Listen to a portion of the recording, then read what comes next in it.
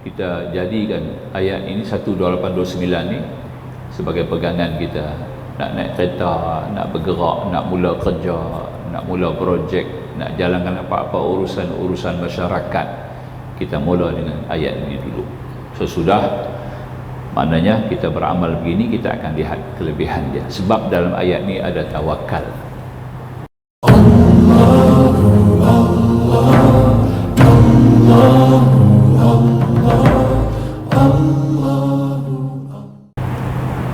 Bismillahirrahmanirrahim. Alhamdulillahilladzi an'ama 'alaina bil Islam wal iman rabbil alamin rabbana bi ni'matihi al-alwan ar-rahmanir rahim bi 'ibadihi bil quburi bi rawhi wa raihan malik yawmiddin yahkumu 'ala 'ibadihi bil 'adli wal ihsan. Wassalatu wassalamu ala asyrafil mursalin sayyidina Muhammadin al-amin wa ala alihi wa ashabihi wa man da'a bi da'watihi ila yaumiddin, amma ba'du. Subhanaka la ilma lana illa ma 'allamtana innaka antal alimul hakim. Rabbana iftah bainana wa baina qaumina bil haqqi wa anta khairul fatihin. A'udzu billahi biwajhil karim sultanil qadim minasy-syaithanir rajim. Rabbi shrah li sadri wa yassir li amri wahlul 'uqdatam min lisani yafqahu qawli. Ma'asyiral hudar, insyaallah kita lanjut lagi pada kalam hikmah yang kedua. Masih belum selesai, kita ambil pada muka surat 13. Ambil 13, yakni kita ambil daripada awal sedikit, kita ulang semula sedikit pada perkara 2 lah. Yakni ulasan lanjutan daripada kalam hikmah iradatika tajrid ma'iqamatillahi iyaka fil asbab min asyahwatil khafiyah wa iradatuka al-asbab ma'iqamatillahi iyaka fit tajrid inhitatun 'anil himmatil 'aliyah. Manusia yang ditentukan Allah dalam status tajrid. Seperti mana kita maklum bahwasanya manusia terbagi kepada 2. Pertama golongan asbab, kedua golongan tajrid. Kebanyakan majoriti orang Islam ni berada dalam status dalam tahap kumpulan, yakni mereka yang disebut sebagai asbab. Banyak antara kita orang Islam ni seluruh dunia lah, kita ambil sebagai umumnya berada dalam peringkat ataupun tingkatan asbab. Terlalu sedikit yang berada dalam tingkatan tajrid. Tajrid ni dia tidak perlu berusaha untuk dunianya, tidak perlu lagi mengikat dirinya kepada urusan duniawi. Dia lepaskan seluruh urusan duniawi daripada kehidupannya, hanya dia bertumpu sepenuh masa kepada Allah Subhanahu wa taala, di mana dia diberikan Allah bekal, diberikan Allah rezeki, diberikan Allah kehidupan yang lebih baik nanti daripada golongan asbab. Itu sebagai ulasan awal yang telah pun kita lalui pada minggu sudah. Manusia yang disentuhkan Allah dalam status tajrid, manusia dalam tingkatan status ini sudah tinggi nilainya pada sisi Allah. Penghidupannya telah dimudahkan Allah pada sisi Allah, sehingga ia tidak sulit lagi dalam mengatasi hidup dan kehidupan. Dia tidak perlu bekerja dan berusaha untuk menghasilkan rezeki, tetapi rezekilah yang datang kepadanya. Manusia dalam status ini dapat kita lihat dalam 2 gambaran. Gambaran burhan sebagai contoh dalil. Maksudnya pertama, manusia yang meskipun dia bekerja dan berusaha, tetapi seolah-olah dia bekerja itu sebagai ising-ising belaka. Ini kita dah baca dah. Hanya mengisi masa. Dia kerja tu sebagai mengisi masa, ya, kerana dia telah pernah bekerja, tak boleh duduk saja. Bahasa lain lah kita kata tak boleh duduk saja. Ya, dia kena kerja juga. Padahal sudah cukup keperluannya, kepentingannya, ekonominya, kesihatannya, keamanan, ketenteramannya, semuanya sudah ada. tapi dia masih bekerja juga, dia nak kerja juga, hanya sonok-sonok, ising-ising, dia kata bukan sebagai satu keperluan, ya. Jadi kerana saat hatinya tertuju selalu bagaimana ia dapat melaksanakan ajaran agama dengan sebaik-baik, dan dalam masa yang sama dia dapat melaksanakan amalan-amalan yang cukup baik, banyak amalan sunatnya, seluruh amalan-amalan ibadat yang terlibat aktiviti-aktiviti agamanya berjalan dengan lancar, mengaji, belajar ilmu, pergi kuliah, jamaah masjid, baca Quran, berzikir, bersalawat, bertahajud malam, berduha pada waktu duha, witir pada waktu malam. Semua ini tidak menghalangnya walaupun dia terlibat dengan kerja tadi. Ini kita sebut sebagai golongan yang pertama, dia masih kerja tapi dia tidak bergantung kepada pekerjaannya. Itu bagaimana ia dapat melaksanakan ajaran agama dengan sebaik-baiknya, dan bagaimana ia selalu takwa kepada Allah Subhanahu wa taala. Maka manusia yang semacam ini, meskipun ia beramal dan bekerja, tetapi tidak memberatkan otaknya, bahkan pula Allah memudahkan rezekinya dan memberikan keberkatan pada usahanya yang tidak dikiranya sama sekali. Dalam jurusan tasawuf ni ada satu sifat ataupun suatu urusan yang mesti kita buat. Maknanya melibatkan orang yang beriman ni, dia kena lakukan perkara ini. Yang ini beruzlah, uzlah kita panggil. Uzlah ni hanya menyisihkan diri daripada segala urusan duniawi. Tetapi kita ambil uzlah yang tertinggi. Uzlah yang tertinggi sekali, yang ini mengikut sunnah baginda besar Nabi sallallahu alaihi wasallam. Rasulullah melakukan uzlah dalam arti pergaulan Nabi, penglibatan Nabi, urusan sosial Nabi dan urusan duniawi tidak susut. Nabi bercampur dengan semua pihak, semua golongan. Nabi melibatkan dalam semua urusan kehidupan, perniagaan, ekonomi, perjuangan, jihad, dakwah, ya, pimpinan ummah. Semuanya Rasulullah lakukan. Tidak seperti mana Buddha, Gautama Buddha, walaupun dikira sebagai ada ulama memasukkan Buddha itu sebagai seorang nabi, bukan rasul. Buddha ni uzlah juga, tapi tak bercampur dengan orang, tak ambil tahu perkara dunia, tak terlibat urusan dunia. Itu uzlahnya. Uzlah tu adalah yang paling rendah, paling bawah sekali. Walaupun maknanya uzlah itu sebab dia tidak bercampur dengan orang, tak beritahu langsung persoalan duniawi. Dia nak jaga keimanan, nak jaga ibadat, nak jaga kedudukan dia sebagai seorang yang bertakwa kepada Allah, sehingga dia tak mau buat apa-apa yang lain daripada melainkan beribadat, berzikir pagi petang siang malam.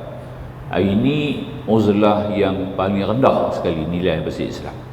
Uzlah yang tinggi adalah seperti yang uzlah Nabi, ya, bergaul, tapi dia bergaul dengan orang-orang yang soleh.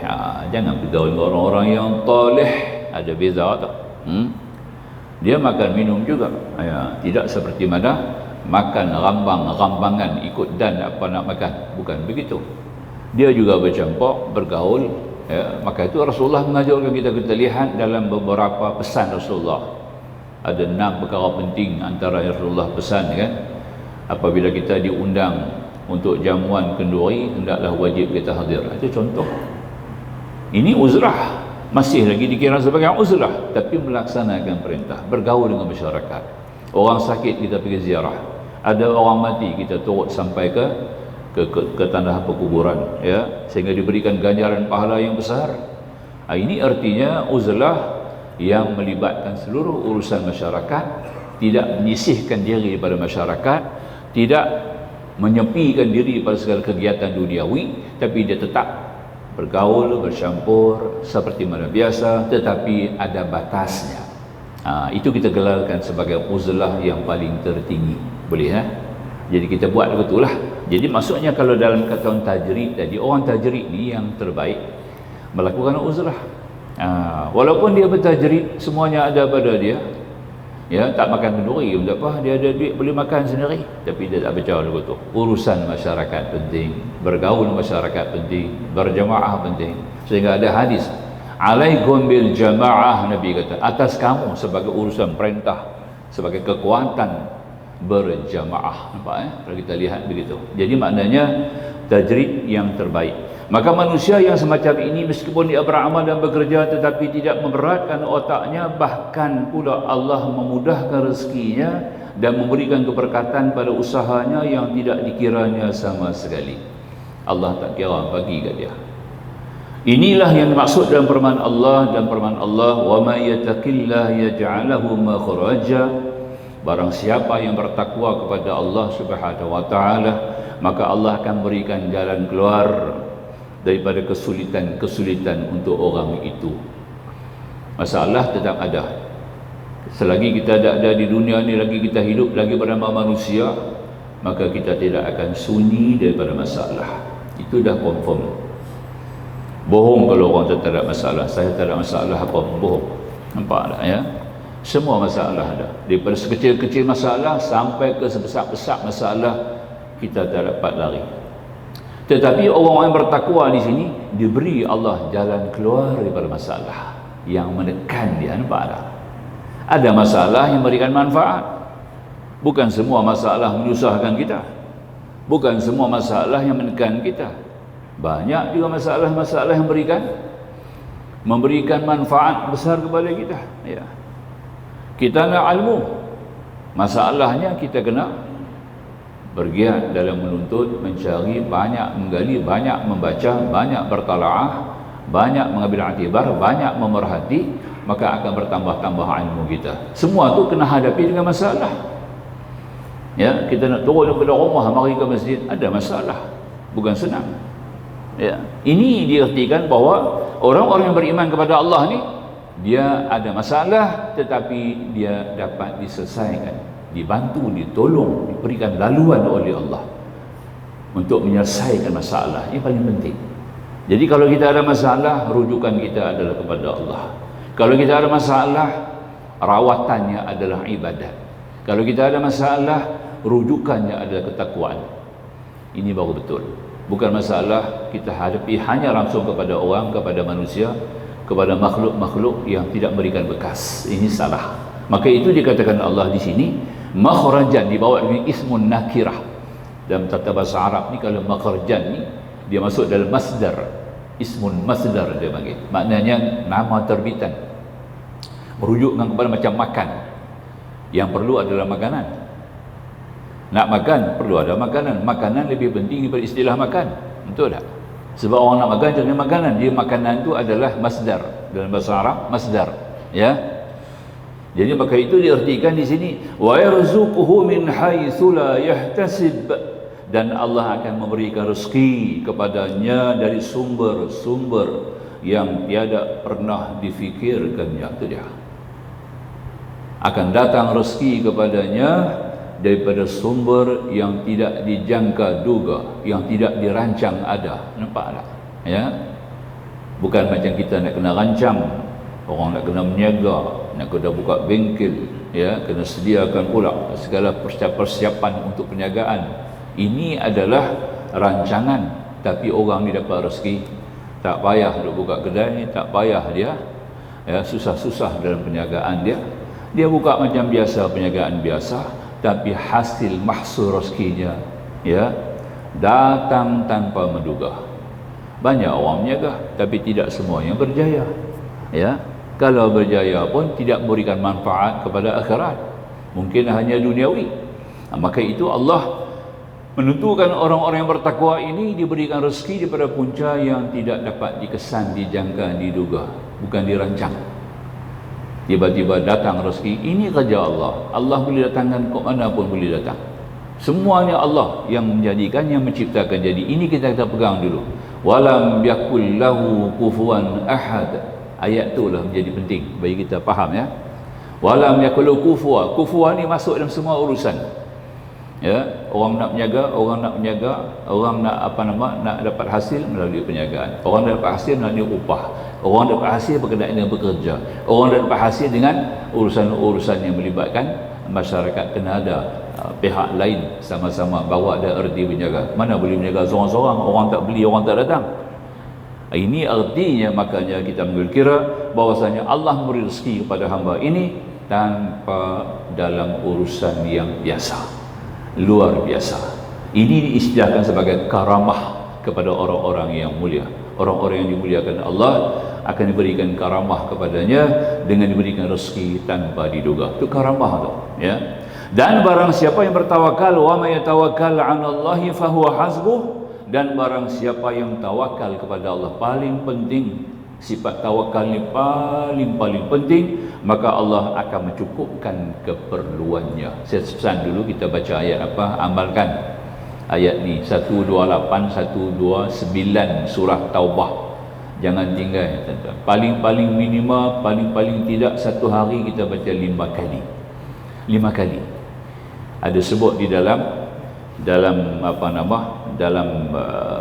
dalam kitab Bahsatul Saniyah, disebut sebagai apabila dibaca 5 kali ini, kata ulama, ya, berdasar kepada kenyataan ulama yang sahih, ketika kita nak matilah, hari kita nak mati, kita akan dibagi ingat, bersedia, jangan pergi mana hari ni, jangan pergi disco, duduk di rumah, kenalah contohlah katanya, kita nak pergi beli barang lah kot hari tu, dia abang jangan pergi, tunggu di rumah, nampak tak, ya.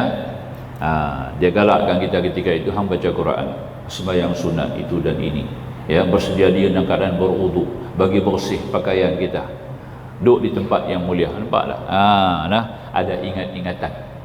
Orang baca 5 kali sehari, ya, dia akan diberi ingat, diberi jaga, hari ini hang akan kembali kepada Allah. Sebelum tu datang rombongan-rombongan, dia akan perlihat dulu rombongan-rombongan yang datang nak ambil nyawa kita, datang dalam keadaan segak macam orang nak sambut pengantin tu. Tidak lah. Macam orang nak sambut pengantin dulu punya kenduri kendara, ada 3 hari kenduri. Hari ketiga sambut, hari kedua sambut, hari ketiga pun sambut, jenuh duk meriah lagi tak habis. Punyalah seronok. Pengantin lelaki, pengantin perempuan punya seronok bukan main, sebab 3 hari punya raih, ya. Itu dia. Itu dia. Hari ni tidak, hari ni punya kenduri lepas kahwin dah 2 nampak pergi Giant dah.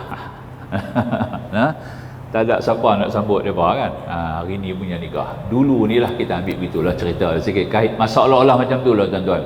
Bila kita nak mati itu akan datang rombongan lebih awal. Jadi kita tak takut. Kita tak takut mati, kita rasa nak pergi cepat kalau boleh. Ya. Itu satu keadaan yang akan diberikan Allah kepada orang yang beriman, tuan-tuan. Itu kita kena ada inti ilmu ni, kena ada kat kita. Kalau tak ada inti ilmu ni, kita tak akan jumpa benda-benda yang macam ini. Kita tak akan jumpa rahsia-rahsia kepada orang yang beriman ini akan berlaku, ya. Akan datang rombongan. Itu setengah orang kita tengok datang minta, ada orang minta ayak kat dia. Ayak jampi bagi bapak dia minum. Bapak tak apa nak betul lah, Ustaz.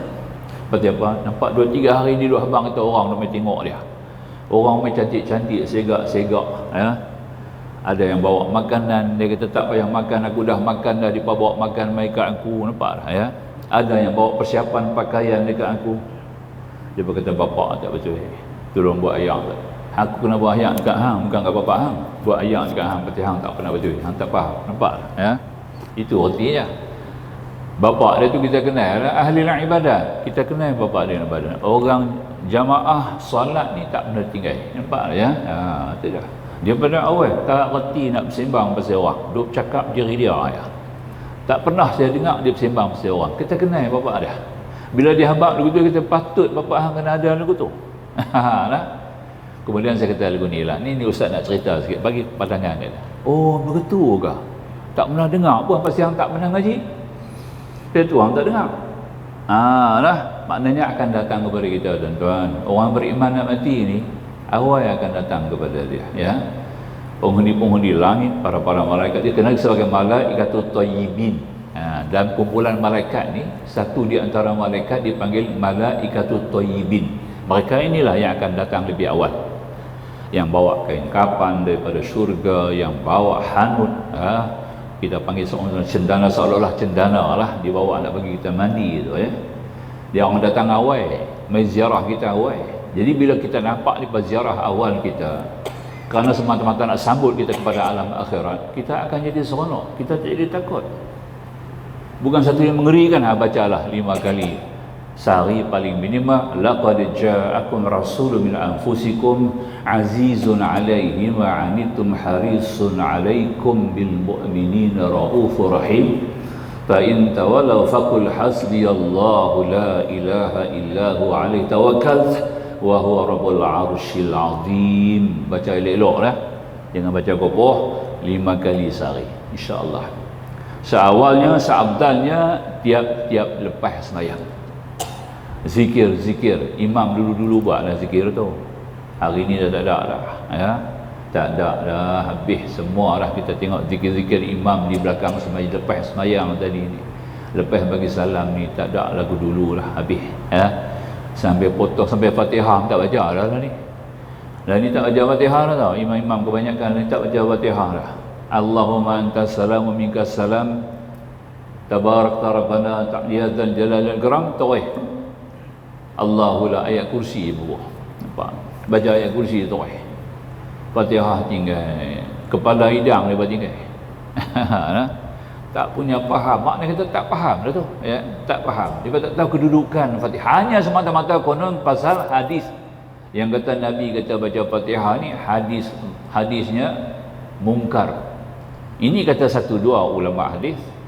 Asy-Syaikh Ibnu Hajar Asqalani dalam Fathul Bari, dia sebut bahawa hadis ini dia punya periwayat adalah periwayat yang adil, siqah dia kata. Nampak tak? Maka itu hadisnya dhaif. Hadis dhaif ni kita boleh amal. So saya kiralah ini teori. Masalah sah hadis, sahih hadis, mungkar hadis adalah dalam peringkat teori. Ini teori ulama yang mendhaifkan hadis, yang mensahihkan hadis. Nampak tak? Yang qat'inya adalah Quran 100%. Dalil Fatihah tu sebagai sesuatu yang paling agung, Quran lah. Dia duduk nombor 1, surah nombor 1. Belum nak baca Quran yang ni, kena baca dia dulu, betul tak? Tu dia. Buka Quran, jumpa Fatihah dulu. Ya. Dalam sembahyang pun wajib Fatihah, rukun. Ambil 2 dalil tu dah cukup dah. Fatihah tambah nak doa lagi, nak sembahyang pun kena baca Fatihah, tambah nak doa kena ada Fatihah lah. Nama dia pula suratul doa, surah doa. Yang ni pun dia tak boleh faham. Nampak tak? Benda tu kecil ya. Hari ni punya status lah ya. Imam-imam kita, termasuk yang di imam tu ustaz-ustaz kerana mereka tidak menyelam lebih jauh. Saya kalau bagi salam tu imam ni, saya tak amin doa dia ya. Kalau yang tu hang tak faham, doa lagi hang tak faham. Nampak tak? Ya. Terus kita bangun, kita buat sembahyang sunat. Saat ni kita doa sendiri kepada Allah ya. Tak ada nilai doa dia pasal dia tak tahu nilai kedudukan Fatihah tu punya agung ya. Surah pembuka namanya pembuka doa, pembuka salat, pembuka dalam semua perkara ya. Sehingga ulama susun Fatihah dalam bentuk doa ya. Nanti sekali saya baca doa Fatihah ya, panjanglah sikit ya. Kita baca doa Fatihah, tuan-tuan boleh dengar sendiri ya. Tiap-tiap kalimah tu ada doa. Sampai macam tu punya luas ya, kepentingan. Sambung lagi kita insya-Allah. Kita ambil di sini. Di sini ada tawakal ni. Laqad ja'akum ni ada dalamnya tawakal. Disebut sebagai tawakal. Dalam tu maka kita baca 5 kali sehari ataupun kita baca tiap-tiap lepas sembahyang di penghujung solat ya. Jangan tinggal. Tak buat sembahyang fardu, mungkin kita tak jadi imam, kita jadi makmum, kita baca lepas sembahyang sunat. Habis sembahyang sunat bacalah sekali, paling-paling kurang sekali lah ya. Tiap-tiap salat amalkan ya. Kita akan lihat sendirilah perubahan yang besar pada diri kita ya, ganjaran-ganjaran yang besar pada diri kita ya, keluasan hikmah yang besar diberikan Allah kepada kita, kelebihan Rasulullah ya. Dibacakan 300 kali kita baca pada malam Jumaat, boleh jumpa Nabi insya-Allah 300 kali. Ya, laqad ja'akum, baca 300 kali. Dia berkata nak baca malam-malam bolehkah? Boleh lagu ni, ambil daripada siang lagi. Daripada siang. Mula daripada waktu asar, start mula baca. Mula baca. Sampai kita tambah saat ni, kita masuk maghrib. Lepas maghrib baca lagi. Lepas isyak bagi sudahlah. Yang 300 itu sebelum tidur. Selagi belum tidur dia kata. Nampak dah. Ya, terlena rumah, terlena tak apa, bukan kita habis tidur, dia terlena. Sedang-sedang baca lagi lah. Nampak dah. Ya. Kemudian kita mohon kepada Allah, semoga-moga Allah memberikan kebaikan dalam tidur kita, memberikan satu mimpi yang baik dalam diri kita, khususan dapat kita bertemu Rasulullah insya-Allah. Ini kelebihan, ya. Baik, sambung lagi insya-Allah. Kemudian kata Allah, ya, innallaha balighul amri qad ja'alallahu likulli syai'in qadra. Ya, sesungguhnya Tuhan itu melaksanakan kehendaknya. Ya, sesungguhnya Allah telah mengkadarkan bagi tiap-tiap sesuatu. Dalam semua keadaan kita jadikan ayat ini 12829 ni sebagai pegangan kita. Nak naik kereta, nak bergerak, nak mula kerja, nak mula projek, nak jalankan apa-apa urusan masyarakat, kita mula dengan ayat ini dulu. Sesudah, maknanya kita beramal begini, kita akan lihat kelebihan dia. Sebab dalam ayat ni ada tawakal. Ya, saya dah cerita minggu sudah bagaimana seorang sahabat Nabi telah dibebaskan, dia terlepas daripada tahanan orang-orang kafirin, ya. Selamat hanya kerana membaca ayat ini. Kita dalam keadaan tekanan, tertekan macam-macam persoalan yang datang menekan kita, duk cari jalan keluar lagu mana ni, baca ayat ni, akan dapat petunjuk jalan keluar. Ya, habis. B, ada makhluk manusia sama sekali tidak bekerja dan berusaha selain hanya beribadat saja kepada Allah yang Maha Esa. Ibadat itu macam-macam sifatnya. Apakah pekerjaannya mengajar saja tanpa memungut upah, tetapi menuntun umat kepada ajaran-ajaran agama, ya. Misalnya dapat kita lihat pada sebahagian ulama-ulama kita di pesantren-pesantren, pondok-pondok, ya. Pondok-pondok kita di sini panggil pondok lah, belah Indonesia dia panggil pesantren, ya, pondok.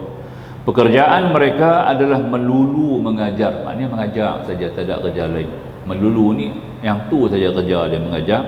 Jangankan bekerja seperti bersawah dan lain-lain, bahkan pula harta pun tidak ada, tak ada. Tetapi rezeki didatangkan Allah kepadanya, beras diantar orang, ikan dibawakan, musim buah-buahan maka buah pertama kalinya diniatkan buat sang kiai, dan lain-lain. Ini terjadi di daerah, memang berlaku, ya. Tak payah duk minta, tak payah duk mengganggu, ya, tak payah duk cari, susah payah, semua datang mencari dia, bukan dia pergi cari. Apabila di kota tentu lain pula sifatnya, guru-guru di kota pula, orang-orang alim di kota, sesuai dengan alam kemajuannya. Maka hamba-hamba Allah yang telah sampai dalam tingkatan ini berarti ia telah sampai atau telah diangkat oleh Allah ke makam tajrid. Itu dia duduk status yang baik dah tu, tinggi dah tu, ya.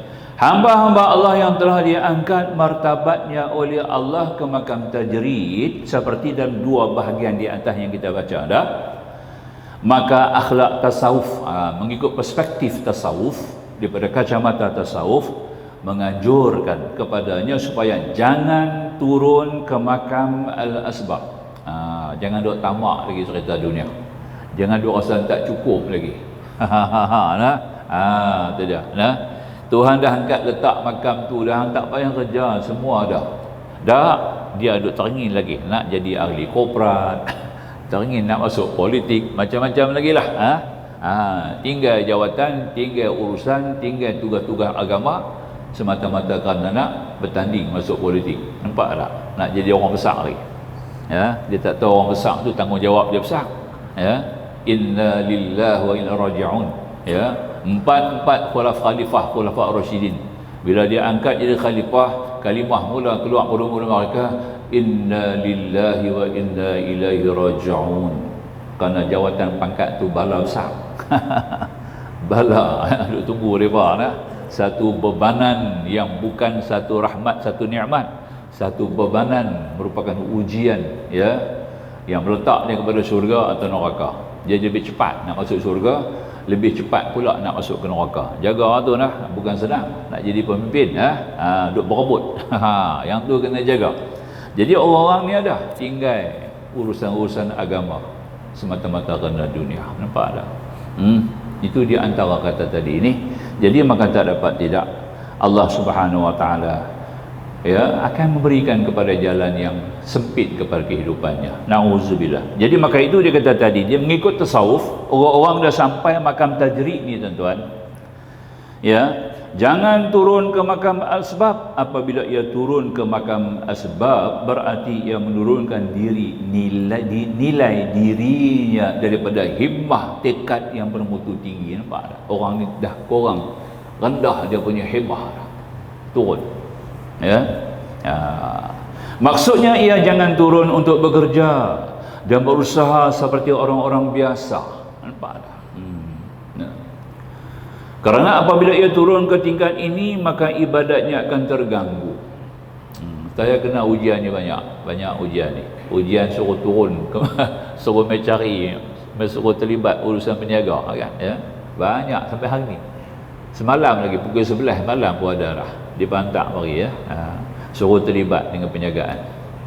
Main masuk saham tu, masuk saham ni, ya. Main masuk depa itu tu begini, kan. Duk fikir, duk cari apa lagi. Aku nak makan hak lepas sepinggan pun nak habis bayar. Nak makan nasi sepinggan pun dia nak telan ni, ya. Duk ajak aku suruh pergi cari apa lagi benda. Abang dah tak payah. Kita yang perlu nak cari masa kesihatan. Sekarang duk fikir bagaimana iman kita boleh ditambah, bagaimana ketakwaan kita boleh menjana, bagaimana cinta kita boleh dipupuk langsung kepada Allah. Nak cari kecintaan kepada Allah sekarang, bukan nak cari cinta dunia lagi, tidak, ya. Nak bercinta dengan Allah, sebab Allah sudah melepaskan cinta kepada kita. Allah sayang kita. Allah telah awal-awal menyayangi hamba-Nya. Kita kena balas, cari jalan nak balas cinta Allah. Nak balas cinta dunia ni apa je? Dunia ni sentiasa menunggu-nunggu nak sepak kita keluar. Bila-bila masalah, tidak ada masa bagi dunia untuk memberikan kepentingan keabadian kepada kita. Tidak ada. Itu diperingatkan untuk imam, kan? Ya. Gitu kan? Bal tu'sirunal hayatad dunya wal akhiratu khairum wa abqa. Itu dia. Faham, ya? Na'udzubillah min zalik. Kita mohon perlindungan daripada Allah. Jadi makanya kata tadi ini, ya. Jadi disebut di sini bahasanya maksud jangan turun untuk bekerja berusaha seperti orang biasa, kerana apabila ia turun ke tingkat ini maka ibadatnya akan terganggu. Mula terganggu. Keberkatan yang telah diberikan Allah kepadanya akan dicabut oleh Allah habis. Kalau Allah cabut berkat, ya, tidak ada kenikmatan, kesedapan lagi dalam ibadat. Tak sedap. Ya. Bila ibadat pun tak sedap, tak masuk dunia kita pun tak puas. Kita akan terasa memang tak cukup. Itu nak kena jaga betul-betul tu, ya. Walhasil tiap-tiap status atau tingkatan keadaan yang telah ditentukan oleh Allah Subhanahu Wa Taala kepada setiap kita, hendaklah kita menerimanya dengan redha dan ikhlas. Meskipun makam-makam antara kita sama kita berlainan, kita tidak boleh mencuba-cuba memindahkan diri kita dari satu makam ke makam yang lain. Apakah makam yang lain itu lebih tinggi daripada semula, ya, ataukah lebih rendah seperti turun daripada makam tajrid ke makam asbab, terkecuali apabila Allah telah memindahkan kita dengan jalan ada kala Tuhan tidak memberkati kita lagi pada satu makam sehingga kita harus berpindah daripadanya. Di sini kita kena lihat daripada sifat-sifat terpuji yang wajib kita kena hiaskan pada diri kita lah. Di mana sebelum dalam kitab-kitab tasawuf, sebelum ni kita baca kitab-kitab tasawuf yang pertengahan, diajarnya kita bagaimana menjadi seorang hamba Allah yang bertaubat, kemudian menjadi seorang hamba Allah yang ridha, kemudian mengajar seorang hamba Allah menjadi seorang hamba Allah yang bertawakal, kemudian sampai kepada kedudukan hamba Allah yang mulai bersyukur, kemudian sampai kepada tingkatan bagaimana bersabar, kemudian naik kepada tingkatan yang lebih mulia lagi, tingkatan ikhlas, Daripada tingkatan ikhlas, kemudian kita naik lagi kepada satu tingkatan, dia panggil tingkatan mahabbah, cinta. Nak cari makam tu. Jadi sebelum nak sampai kepada satu makam yang lebih tinggi, kita kena pelihara yang bawah tu dulu. Ya. Jadi maka itu makam-makam ini kita kena hias. Kita akan cari redha Allah, cari cinta Allah, ya. Ini kena buat. Seperti mana kita sebut, yang paling mudah sekali kita ambil terus untuk mencapai kecintaan kepada Allah Subhanahu Wa Taala dengan memperbanyakkan amalan-amalan sunat. Yang tu kita kena tekan banyak. Sebab amalan sunat inilah rasa berat sikit kalau kita nak buat. Kita ada buat fardu, Zuhur contohnya, kita nak sembahyang Zuhur tu, sebelum Zuhur ada 2 yang dituntut, ada 2 yang tidak dituntut, 4. Lepas Zuhur begitu juga, ada 2 lepas dituntut, ada 2 yang tidak dituntut, 4. Jadi 12 rakaat untuk Zuhur sahaja.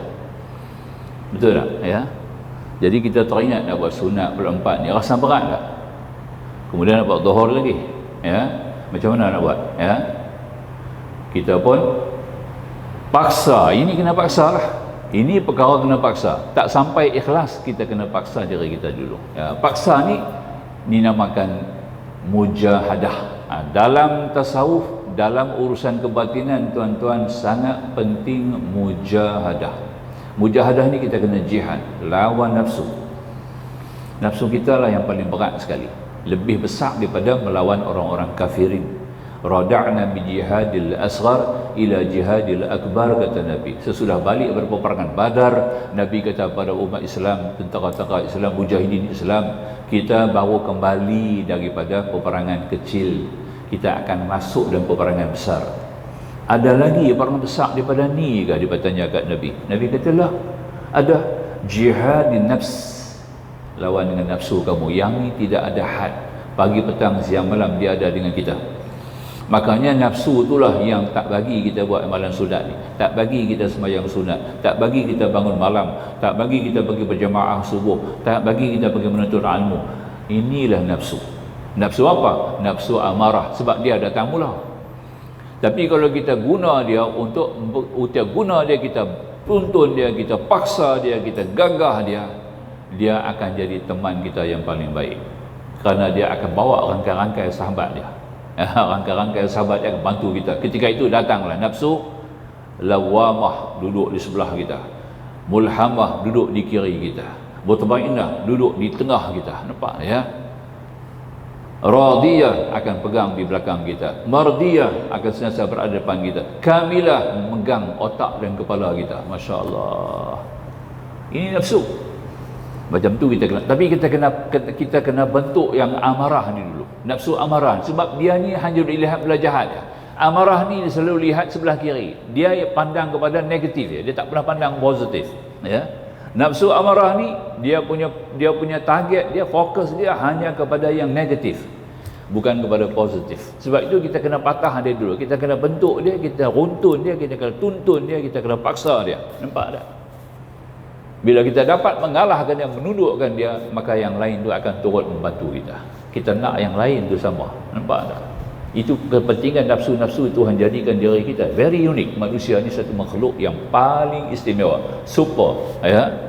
Kita ni itu begitu lain daripada makhluk-makhluk yang lain di alam ini, yang kata Allah, kami lebihkan kamu daripada manusia mursalin.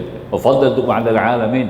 Kami lebihkan kamu daripada segala yang manusia, bangsa-bangsa manusia, makhluk yang lain. Maknanya kita diberikan Allah kedudukan yang begitu tinggi. Baik, sambung ya. Jadi maknanya orang yang sudah sampai kepada tajrid, jangan cuba-cuba turun kepada asbab ya.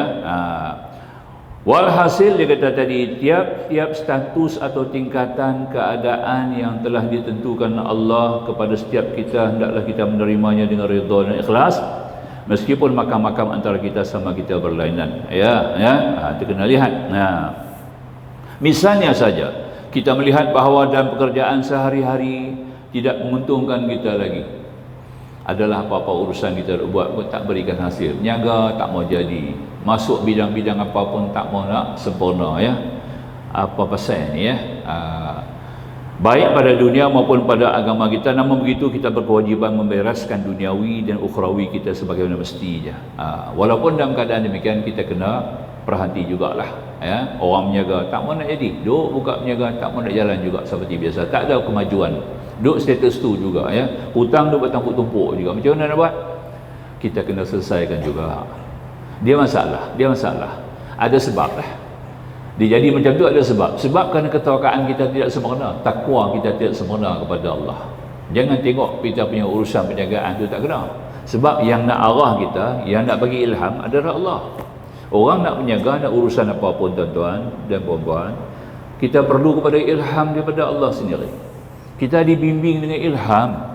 Kalau ilham itu datang secara baik dan datang terus kepada kita, maka dia akan memecahkan masalah. Itu saja. Jadi kita bergantung kepada Allah, bukan kita bergantung kepada makhluk. Maka dalam keadaan manapun, kalau kita jalan urusan duniawi masih tak berjaya juga, ada sebab-sebab. Macam orang sakit lah, saya dah sebut dulu kan sakit, ya. Kalau sakit ni kita hanya terus minta doa supaya sembuh sakit, ya, betul tak? Kita kalau tengok orang sebut, Ustaz tolong doa saya sakit teruk ni, tolong doa tak? Ya, insya-Allah saya doa. Tapi doa saya lain, bukan doa saya sembuh penyakit. Saya dah habaq dulu kan, kita doa penyakit kepada orang ni, dia kata minta sembuh penyakit, teruklah sakit dia minta kita doakan. Kita doa, ya Allah ya Tuhanku, sahabatku tadi ni, saudaraku tadi sedang dalam keadaan sakit. Ini semua adalah urusan daripada rahmatmu sendiri. Urusan daripada rahmatmu, kena kata rahmat Allah. Nah, datang urusan rahmatmu ya Allah. Sekiranya ya engkau berikan sakit kepada kerana engkau nak mengangkat darjatnya, engkau angkatlah darjatnya sebagai seorang hamba Allah, ya, yang bertakwa kepadamu. Itu doa dia, bukan minta sembuh sakit tu. Nah, sekiranya engkau sakitkan dia sebagai menghina kerana dia telah melakukan dosa-dosa besar kepadamu ya Allah, maka engkau ampunkan dosa-dosanya.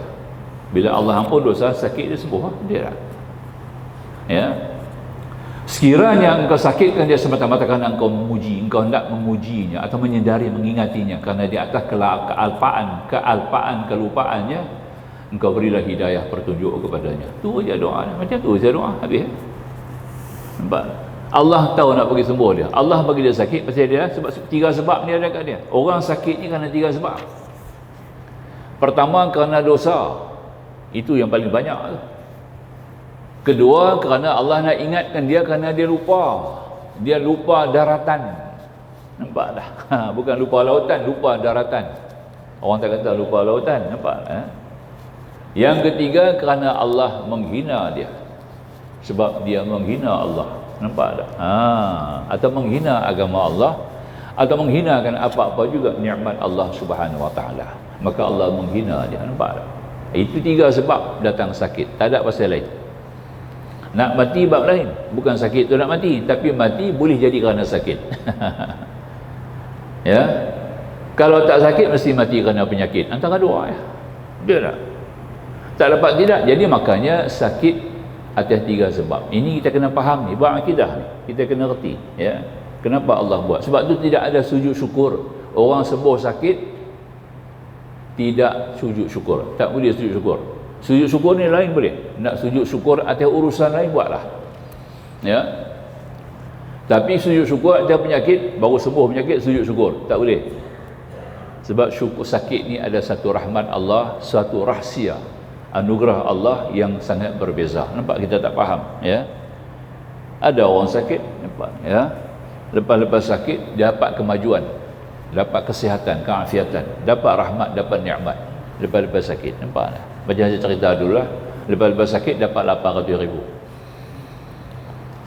Dengar kan cerita tu, aksiden kan, kena aksiden.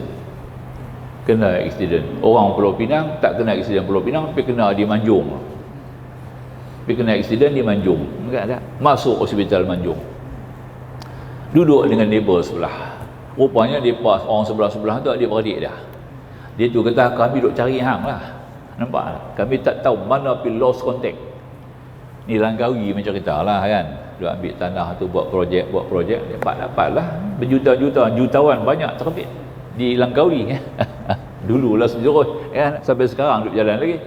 Dari tu, orang sebelah kata kami duk cari hang lah. Ni bahagian hang duk ada ni. Betul ya? Patah kaki. Dia patah kaki tu. Ya? Tulang kaki tu patah.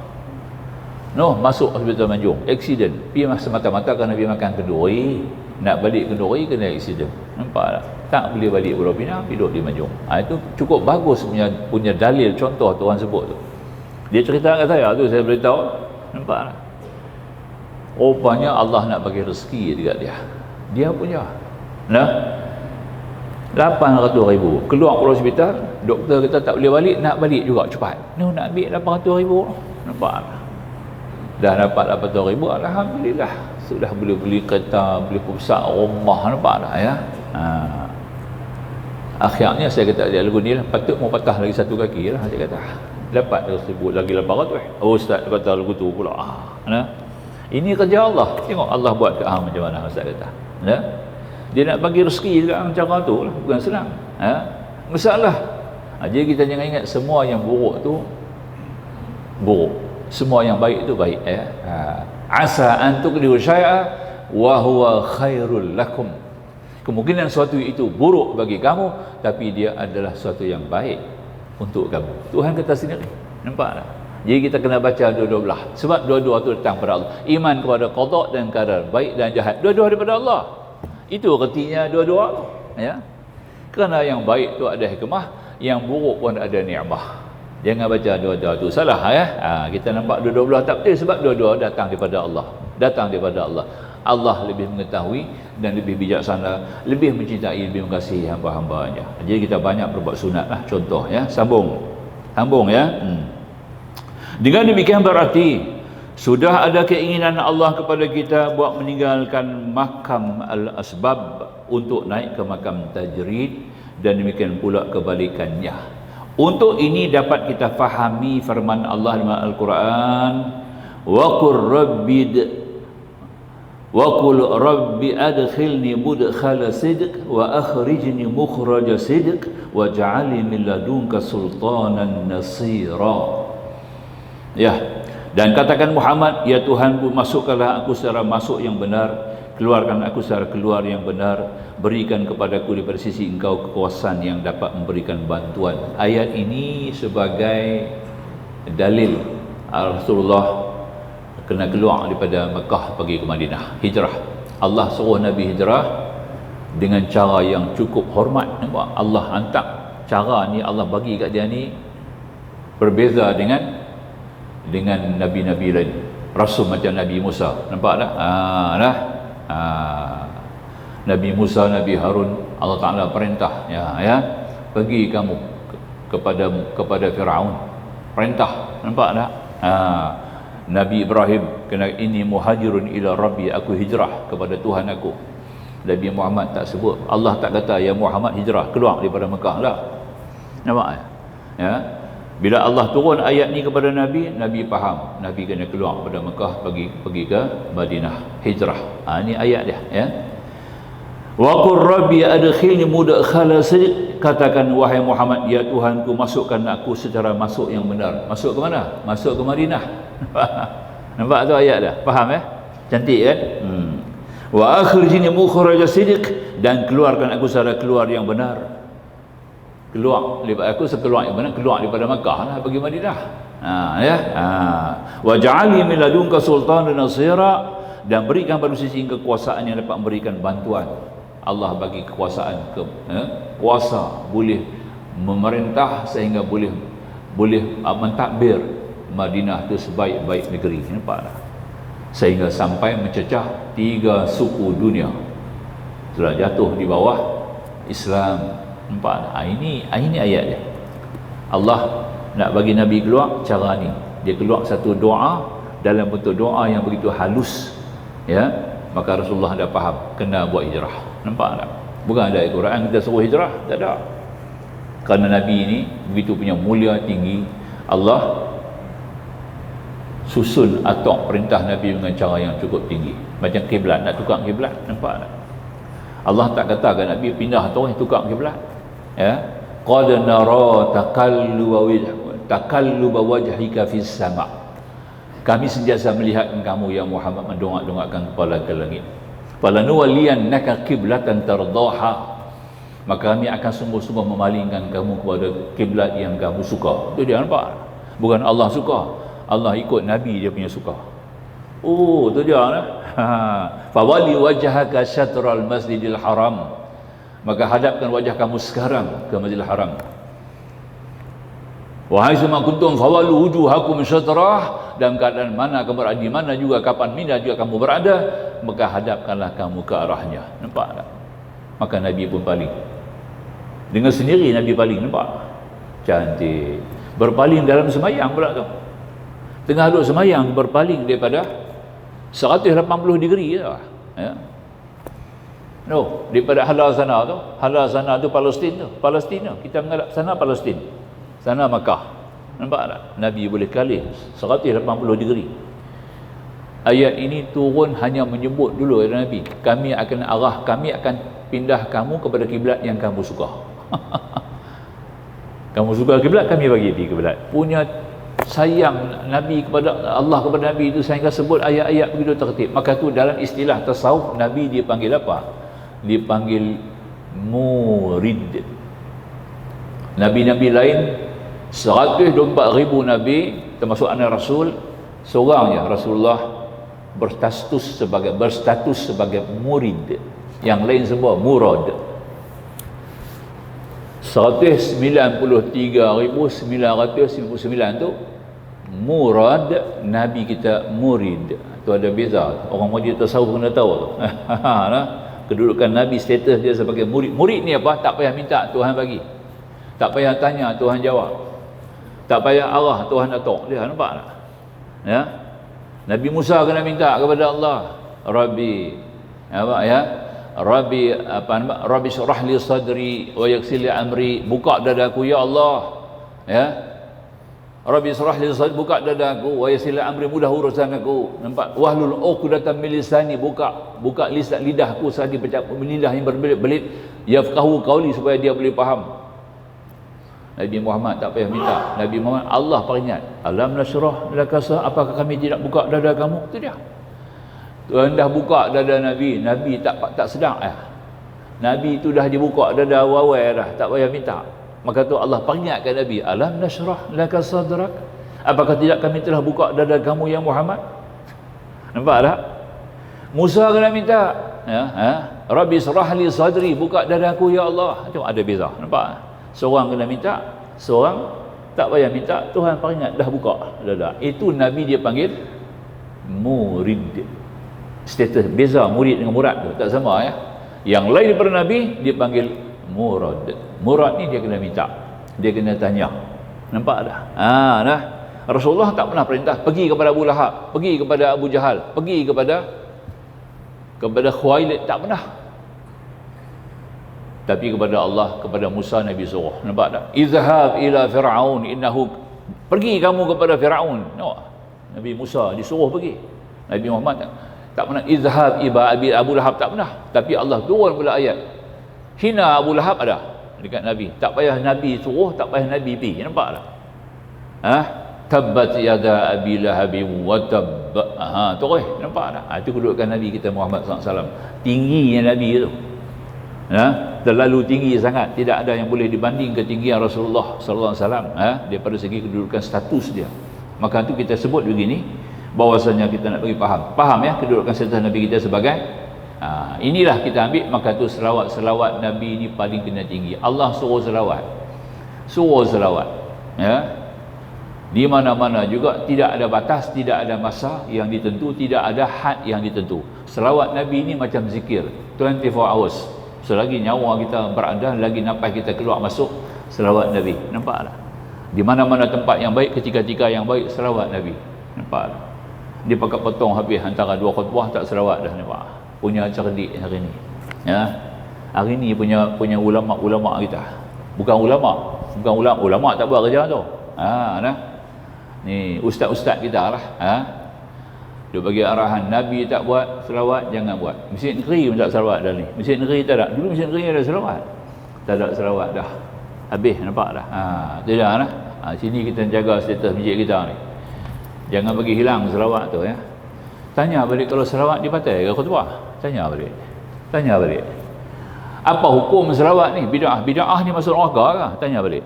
Oh bid'ah ustaz, salawat Nabi tak buat pun salawat antara dua khutbah. Nak salawat apa Nabi duduk dalam khutbah? Nak salawat pasal apa? Nabi duduk atas mimbar, macam mana abang nak salawat? Nabi sendiri duduk ada dah, tak payah salawat. Sahabat tak salawat, tak pasal Nabi duduk ada. Lah Nabi tak ada. Nampak tak? Kita kena ada lah salawat Nabi itu diketengahkan. Nampak tak? Ini alim orang ulama dulu buat lah. Masjidil Haram dulu pun dah ada buat masa sebelum Wahabi. Masjidil Haram pun buat. Wahabi ambil alih 1924. 1924 ambil alih seluruh Saudi, Hijaz dinamakan Saudi. Seluruh Hijaz dinamakan Saudi 1924. Pemerintah Wahabi ambil alih. Sebelum Wahabi, Masjidil Haram pun ada selawat Nabi antara dua khutbah. Ada selawat. Selawat tu pasal nak bawa doa kita naik ke langit. Sebab Nabi kata antara tempat mustajab doa adalah antara dua khutbah. Setiap doa tidak akan terangkat melainkan dengan selawat, Nabi kata. Maka tu cukuplah seorang selawat, yang lain tak payahlah. Untuk bila selawat seorang sudahlah. Apa tolong doa, nampak tak? Cantik tak? Doa pendek-pendek saja. Itu antara hikmahnya yang kata tadi ni, bukan tak? Lagipun kita selawat ni Allah perintah, tak ada had bila-bila masa pun boleh selawat. Innallahu Allah selawat sendiri dengan para malaikat, ya. Tempat itu mustajab. Kenapa kita pergi tinggal? Nampak pergi potong, tak payah selawat. Nampak? No, gambar-gambar tak elok, lagu-lagu tak elok, potong yang tu tak apalah, yang tu kena potong buang. Nampak tak? Ya, yang tu duduk sial juga, ya. Yang selawat Nabi ni yang tak, yang suruh potong ni pasti apa? Nampak tak? Ya. Selawat Nabi suruh potong, awal-awal dah kita hina Nabi, nampak? Kita tak pandai meletak Nabi. Kita duk kecam orang hina Nabi. Kita awal-awal duk hina Nabi dalam masjid tu. Ya, benda dah buat, pergi tarik balik. Benda dah selawat, dia berhenti balik. Kan? Selawat Nabi, ya Allah punya tak faham. Pasal dia tak kenal Nabi. Masalah tu pasal tak kenal Rasulullah. Kalau kenal Rasulullah sungguh, nampak dah? Ada satu kitab besar. Kitab Nuruz Zalam nama. Nuruz Zalami. Kitab ni cerita pasal Nabi yang ditulis oleh Syekh Umar An-Nawawi Al-Bantin, ulama Nusantara tapi duduk di Mekah, mati di Mekah, beranak di Mekah. Nampak? Tak balik Nusantara. Ulama besar. Orang panggil An-Nawawi Thaniyah, Nawawi yang kedua. Punya alim sungguh. Dia lah tulis kitab ni An-Nuruz Zalam. Nampak? Cerita semua pasal Rasulullah dalam tu. Makam Rasulullah, kedudukan Rasulullah, kelebihan Rasulullah. Nampak tak? Sudah cerita rahsia sampai Nabi beranak, sampai Nabi mangkat dalam kitab tu, ya. Tak ada dah. Memang tak ada orang baca lagi kitab tu. Orang tak ada baca. Saya cuba baca di masjid Pematang Pasiak. Malam ni nak baca. Malam ni nak baca di masjid Pematang Pasiak. Sambung baca. Dah baca 2 kali dah. Pengurusi minta suruh sambung, dia kata. Dia bagi 1 hari khas lagi tambah. Ustaz kena mai juga. Ada kosong saya pergi lah. Tak ada kosong nak buat macam mana? Nak baca kitab tu bagi dia habis. Memang tak habis lah, kita baru mula buka sikit, ya. Ini tentang Rasulullah SAW, tuan-tuan, yang kita kena faham. Rahsia-rahsia malaikat semua ada dalam kitab tu. Wallahu a'lam. Tapi hari ni kita baca bab malaikat tu tersebut. Sambung sikit malaikat yang Nabi sebut ada hubung kait dengan Rasulullah, ya. Sambung insya-Allah. Baik. Jadi makanya kata musannif sikit lagi nah. Jadi maka itu dalam doa kita baca apabila kita dalam tiap-tiap keadaan hidup dan kehidupan selalu berperang kepada Allah, bertawakal, ya, menyerahkan diri dan tidak melupakannya. Berperang kepada Allah ni artinya berperang dengan hawa nafsu untuk sampai kepada Allah, bukan perang dengan Allah pula, ya. Berperang kepada Allah ni berperang kepada jalan-jalan yang nak sampai kepada Allah. Allah bertawakal, menyerahkan diri dan tidak melupakannya, maka Allah Maha Pengasih Penyayang akan menuntun kita kepada jalan yang benar. Firmanullah, wa may ya'tasim billahi faqad hudiya ila siratin mustaqim. Ali Imran. Barang siapa yang berpegang teguh kepada Allah, maka sungguhnya orang itu telah diberikan petunjuk kepada jalan yang lurus, yang benar. Ali Imran. Demikian pengertian kalam hikmah di atas mengenai ketentuan Allah kehidupan manusia. Pahamilah artinya dan pengertiannya dan rasakanlah sampai di mana kita menurut pengajian ini. Kerana itu ambillah manfaat daripadanya. Moga-moga Allah selalu menuntun kita kepada jalan yang benar dan lurus. Ini kalam hikmah yang kedua, ya, sebagai khulasahnya kita sebutlah, ya. Orang-orang yang berada, bukanlah makna kita orang berada di makam asbab ni rendah, tak. Makam asbab ni permulaan. Kita nak naik kepada makam tajrid, kita kena makam asbab dulu. Kita nak naik kepada makam hakikat, kita kena jumpa kepada makam tarekat dulu. Sebelum tarekat, jumpa makam syariat dulu. Orang nak kemas pada jalan tarekah, nak kemas pada jalan hakikat, kenalah sempurna dia punya syariat dulu. Contohnya kita kata tadi, nak sampai makam tajrid ni, urusan duniawi ni kerja kita lah, kerja, urusan kehidupan yang kita buat hari-hari ni. Nak sampai kepada makam tajrid ni tuan-tuan, dia kenalah diisi. Pertama, pekerjaan yang kita buat tadi pekerjaan yang bersih. Kedua, pekerjaan dijalankan dengan sempurna, dengan penuh amanah. Itu bab kerja pula. Bab kerja ni ibadat. Kerja ni ibadat, ya. Kita kena faham, kita kena jadikan kerja itu sebagai ibadat.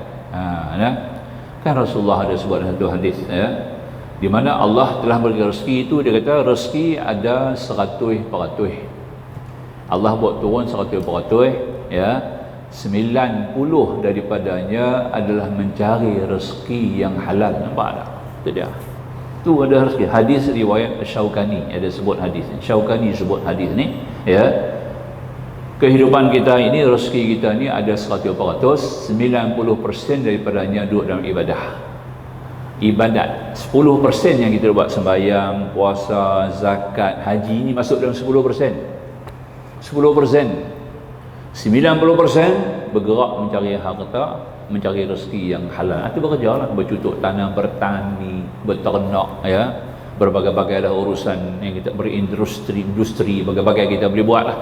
Semuanya itu mencapai kepada 90% rezeki ada di situ, ya. Tapi kita kena jaga yang 90% ini. Yang kita nak jaga tu, tuntut yang halal dah jelas, yang haram pun jelas. Antara dua-dua ni ada yang tidak jelas, ini syubhat. Yang tu kita kena takut. Pertama, tinggal yang haram. Kedua, tinggal yang syubhat. Kalau kita boleh laksanakan status ini pada peringkat awal, peringkat asbab dengan baik, Allah akan angkat kita kepada makam tajrid. Sampai satu ketika orang berniaga tu tak perlu nak menjaga lagi dah. Dia kata, aku tak payah menjaga lah, Tuhan dah bagi dekat guru macam-macam. Dia nampak nikmat perniagaan itu datang kepada dia dengan begitu baik, dengan begitu bernilai dan melebihi daripada istilah mencukupi. Lebih daripada mencukupi, dia kata. Dan dia akan kata cukup. Rasa jiwa qanaah tu ada, merasai cukup, maka Allah akan angkat baru kepada tajrid. Itu kita kena faham. Ahli ibadat pula, kita di segi ibadat kena jagalah ibadat yang zahir tu, sembahyangnya, puasanya, ya, urusan-urusan wudunya, mandinya, yang tu nak kena bersih, kena bagi bersih betul-betul, ya. Kita nak kena sempurnakan ibadat status ibadat tu dengan lebih baik, barulah Allah akan angkat kita kepada makam hakikat. Nak sampai makam hakikat ni kita kena bertarekah. Tarekah ni artinya apa? Tarekah dan ibadat ni menyempurnakan ibadat dengan sebaik-baik mungkin, melaksanakan ibadat dengan sebaik-baik mungkin, menyempurnakan ibadat dengan seindah-indah mungkin. Kita kena tambah kualiti salat ibadat tu dengan sentiasa bertambah. Tiap-tiap hari kualiti salat tu mesti bertambah, dan kuantiti dia jangan bagi kurang. Nampak dah? Ini artinya kalau kita dapat buat begitu, Allah akan kita gunakan hakikat. Sampai ke makam hakikat ni kita tak nampak lagi dah ibadat, urusan-urusan ni sebagai urusan yang berat. Kita akan rasa ringan. Sebab tu Tuhan kata, wa innaha lakabiratun ila 'alal khashi'in. Sembahyang tu memang berat kecuali bagi orang yang khusyuk. Siapa yang khusyuk? Orang yang khusyuk ni yang pertama sekali adalah kerana dia amanah. Itu nombor satu. Orang khusyuk ni kena amanah. Kedua, orang yang khusyuk ni mesti berilmu. Ilmu zahirnya kena ada, ilmu batinnya kena ada, ya. Ilmu luaran dalamannya kena ada. Mesti sempurna. Kita kuasai sebaik-baik ilmu fiqh, kuasai baik-baik ilmu tauhid, kemudian kita akan capai kedudukan ini. Jadi kalau tidak ada macam itu, memang kita tak akan sampai kepada tajrid. Ini urusan yang dikatakan tadi, ini urusan asbab. Kita kena ambil kira yang tu dulu. Asbab tu peringkat awal. Tapi kalau itu kita tak sempurna, duk asbab tu sampai ke mati.